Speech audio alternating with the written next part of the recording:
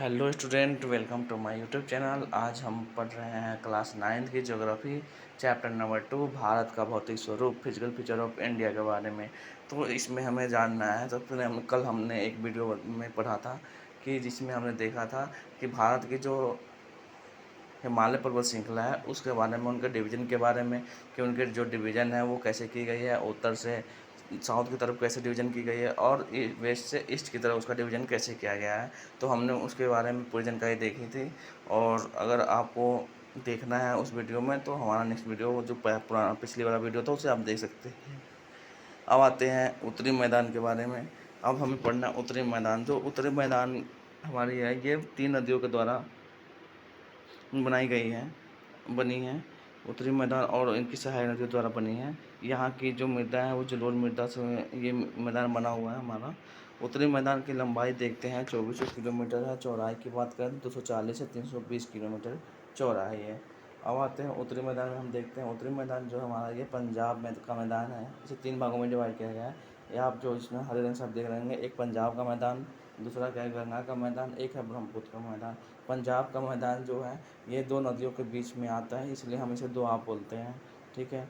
और गंगा का मैदान क्या होता है? गंगा का मैदान ये घग्गर और तीस्ता नदी से बीच का जो स्थान है उसे हम गंगा का मैदान बोलते हैं।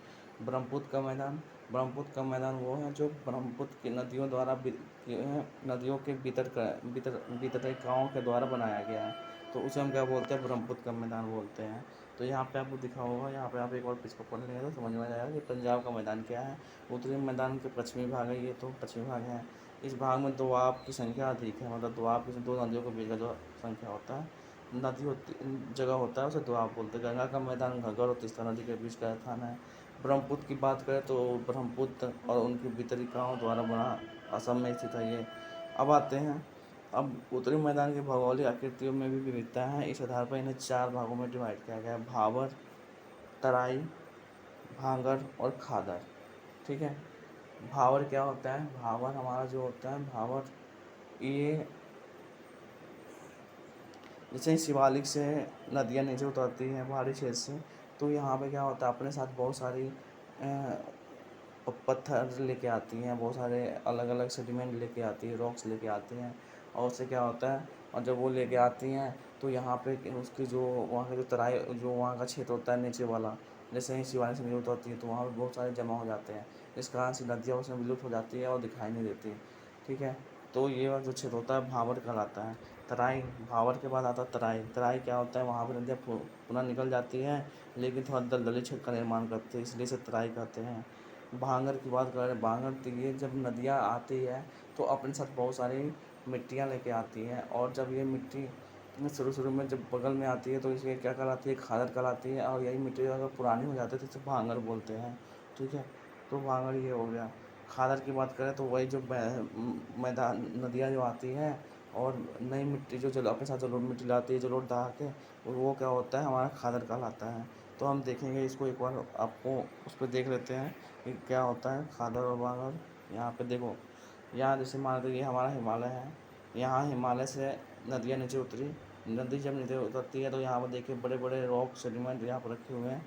इसमें क्या होता है कि यहाँ पर आकर जमा हो जाते हैं। जमा होती है तो नदी जब आती है इस पर तो इसी में गुम हो जाती है, क्योंकि जब ये इसके अंदर अंदर नदी चलने लगती है, हमें पता नहीं चलता कि यहाँ पर नदी बह रही है। और ये आके तराई में आके फिर से यहाँ पे निकलती है।